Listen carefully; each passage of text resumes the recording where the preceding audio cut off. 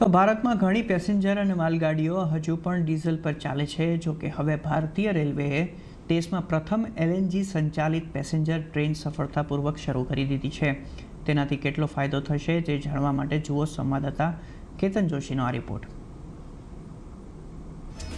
આ ટ્રેન તમને સામાન્ય પેસેન્જર ટ્રેન જેવી દેખાય છે, પણ તમે એન્જિન કમ્પાર્ટમેન્ટની અંદર જઈને જોશો તો તમને 1000 કિલોગ્રામની LNGની ટાંકી જોવા મળશે. આ એન્જિન હવે 60% ડીઝલ અને 40% LNGનો ઉપયોગ કરીને આખી ટ્રેનને પાવર આપે છે. આ પ્રયોગ ગુજરાતમાં સફળ રહ્યો છે અને ટૂંક સમયમાં LNG સંચાલિત ટ્રેનો દેશભરમાં પણ શરૂ થશે. ये ट्रायल DMU रेक में किया गया है, जो साबरमती से पाटन, साबरमती से मेहसाना, साबरमती से पालनपुर चल रही है, उसमें किया है. अभी इसको हम लोग यहाँ के 10 ट्रेनों में लगाएंगे, जो साबरमती बेस की ट्रेनें हैं और जो अहमदाबाद एरिया में चल रही है.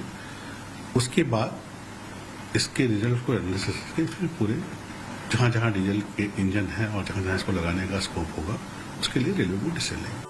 ડીઝલમાંથી LNGમાં સ્વિચ કરનારી આવી એક ટ્રેન વાર્ષિક 25 લાખ રૂપિયાની બચત કરાવશે. ટ્રેનનું ઇલેક્ટ્રિફિકેશન થવા છતાં પણ ભારતમાં 30%થી વધુ એન્જિનો ડીઝલ પર ચાલે છે. 2014માં રેલવે વિભાગ વાર્ષિક 21,000 કરોડના ડીઝલનો ઉપયોગ કરતો હતો, જે હવે ઘટીને રૂપિયા 10,000 કરોડની અંદર થઈ ગયો છે. હવે LNGના આ ઉપયોગથી ડીઝલનો વપરાશ વધુ ઘટશે. નિષ્ણાતો આને ગેમ ચેન્જર માને છે. કારણ કે આપણે CO2નું રેલવેઝ એક મેજર જનરેટર છે. આ CO2 બંધ થાય, જો ગેસ દ્વારા આપણે ચલાવીશું એન્જિન, તો અત્યારના જે પેલા ડીઝલ અને કોલના જે ચાલે છે એન્જિન્સ એ બધા ઘટશે. અને હું માનું છું કે ઇલેક્ટ્રિક એન્જિન તો એવા છે કે જ્યાં આગળ ધુમાડો અહીંયા નહીં નીકળે, પણ જો આપણે કોલથી બનાવતા આવીશું તો એ પાવર પણ પાછો કોલ પર તો નીકળવાનો જ છે. કારણ કે જ્યાં આગળ એના ગેસ પ્લાન્ટ હશે ત્યાં આગળ અલગ વાત છે, પણ જ્યાં જ્યાં આપણે કોલસાના પ્લાન્ટ હશે ત્યાં પાછું ધુમાડો નીકળવાનો છે. અહીંથી ત્યાં શિફ્ટ કરીએ છીએ. આ ગેસ જે છે એ ક્લીન ફ્યુઅલ છે. તેલ પર વિદેશી નિર્ભરતા આપણને વાર્ષિક હજારો કરોડોનું નુકસાન પહોંચાડે છે.